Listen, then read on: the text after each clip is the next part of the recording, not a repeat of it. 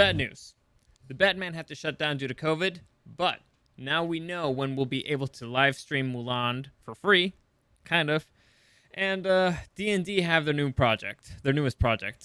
Let's go through all of it. Welcome to the newest episode of SDW. Super Dario World!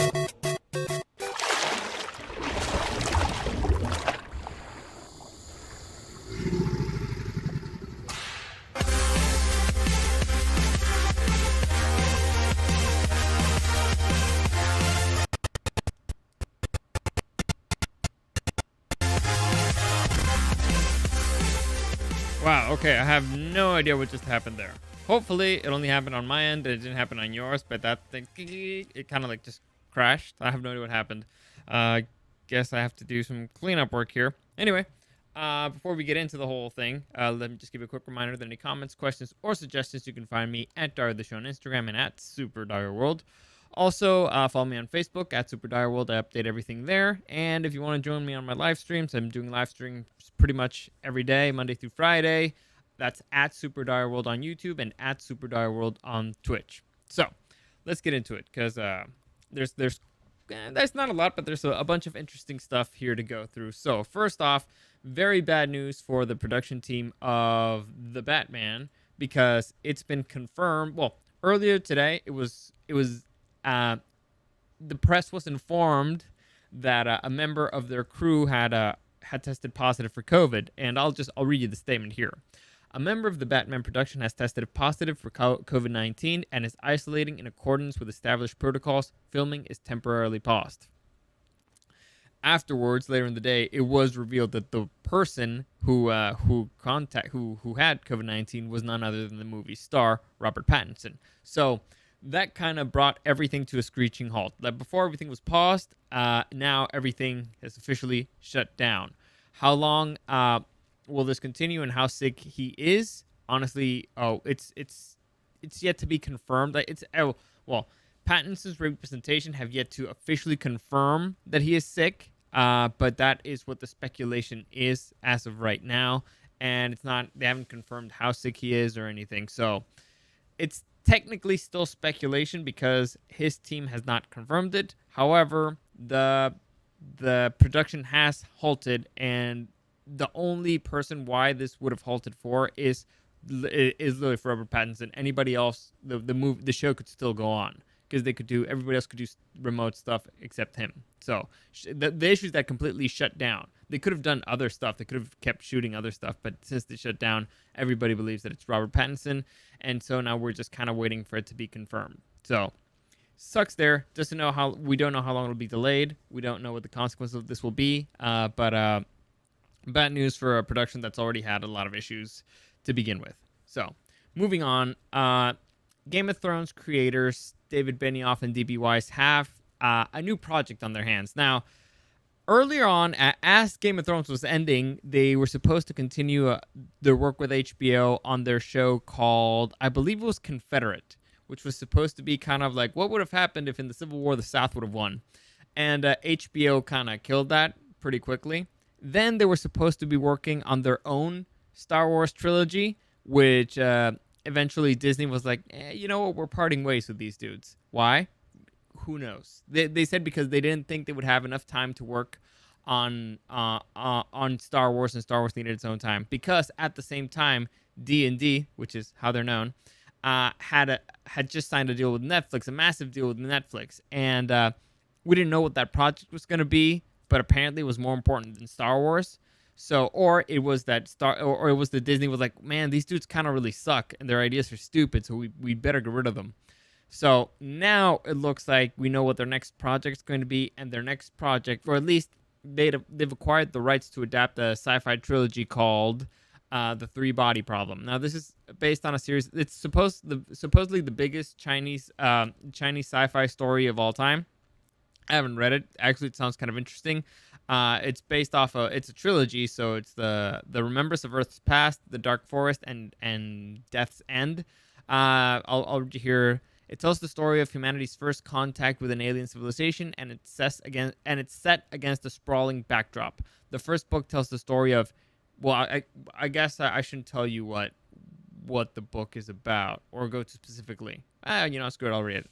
The first book tells the story of Jie Wenyi, I don't know how you say that, who, following her father's death at the hands of the Red Guards during the Cultural Revolution, attempts to help aliens invade Earth. While different actions on Earth different factions on Earth plan different ways of becoming the extraterrestrials. So, honestly, it sounds kind of interesting. It sounds pretty cool. I'd never heard of this series before, and I'll probably be reading it just because I like sci-fi. But here's what David Benioff and Weiss had to say about it. Li Xinxin's trilogy is the most ambitious science fiction series we've ever read, taking readers on a journey from the 1960s until the end of time.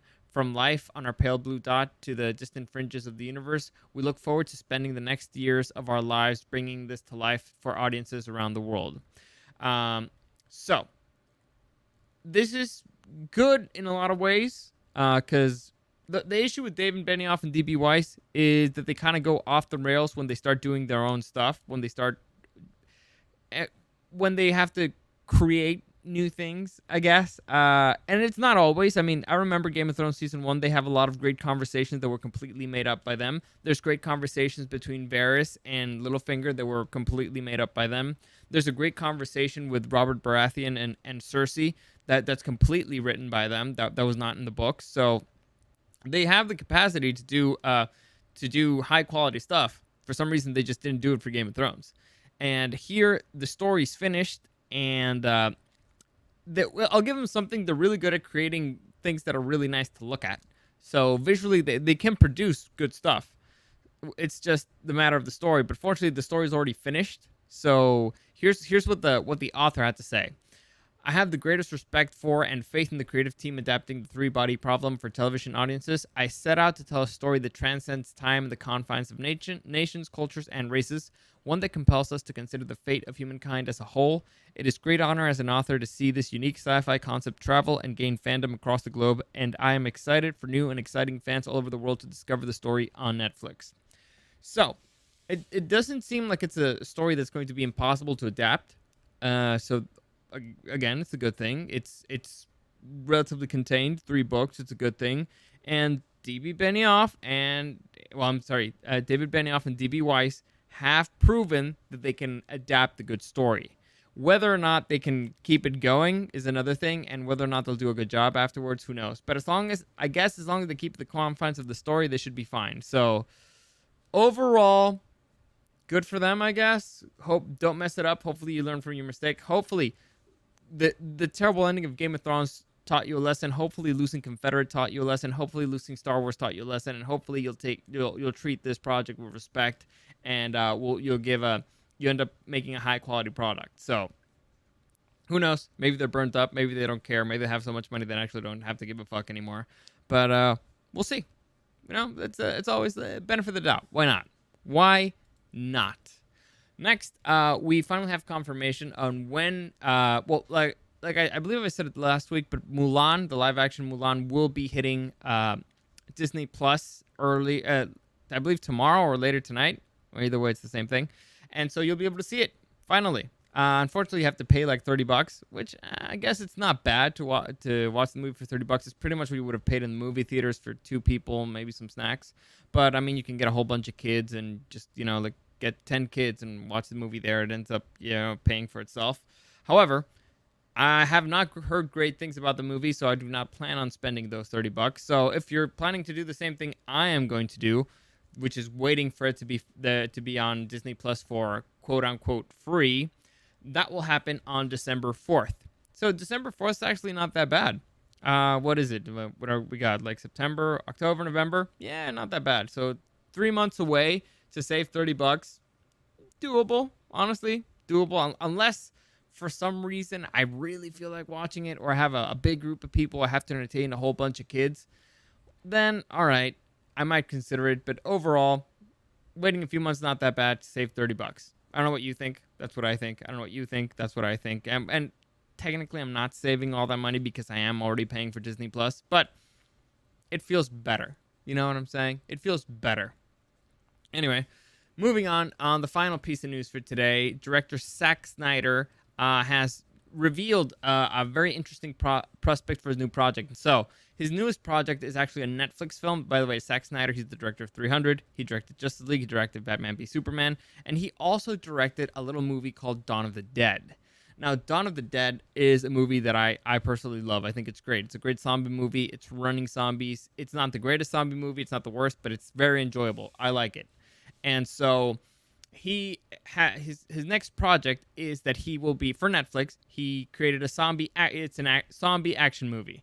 And let me just read you here what he says about what the movie is supposed to be. It's about a group of mercenaries attempting to pull a heist on a Las Vegas casino during a zombie outbreak. Now, is it in the middle of the zombie outbreak? Is it afterwards? Who knows? But Vegas casino heist, fun. Middle of the zombie outbreak, even better. I'm in. The movie's supposedly going to start, I believe it's Ana de la Reguera and David Bautista and a whole bunch of other people, most of them who I do not know. But it looks interesting. Like I said, Zack Snyder's done something with zombies before, and I liked it, and I'm a fan of Zack Snyder in general. However, it's also been, the movie will be coming out next year, but it's also been confirmed that Army of the Dead will have a expanded prequel series, and this prequel series will be an animated spin-off. And by animated spin-off, I mean anime. Now, this is becoming a trend, and I believe that I'm one of the ones who predicted it. Listen back a year ago. I predicted this was going to happen.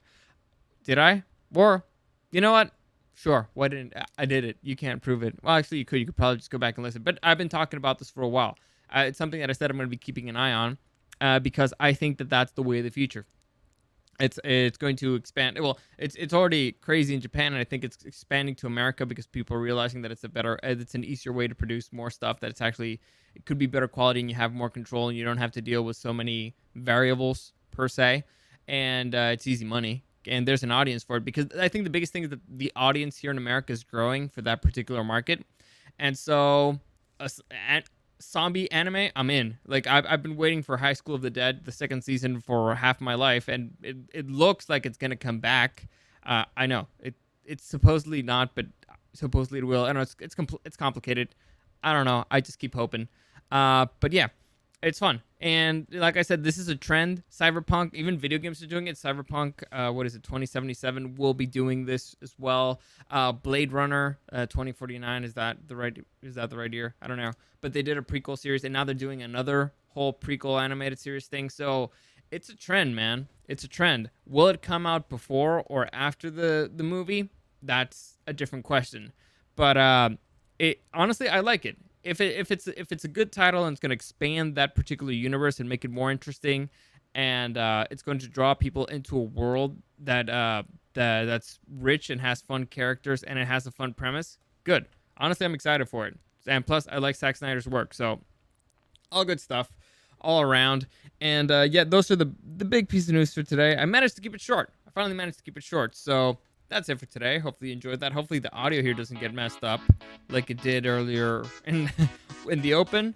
But as always, any comments, questions, or suggestions, you can find me at Diary the Show on Instagram and at @SuperDiarPeriodWorld. Well, and at, damn it, I did the wrong one, and at SuperDiarWorld. Also live streaming every day, Monday through Friday. This week, hours are weird, but I usually aim for 7 p.m. You can find me on Twitch and on YouTube at SuperDiarWorld. Also, follow me on Facebook at SuperDiarWorld. Subscribe there, like there, all that stuff really helps me out. I appreciate it. As always, thank you for listening, and I'll see you again next time.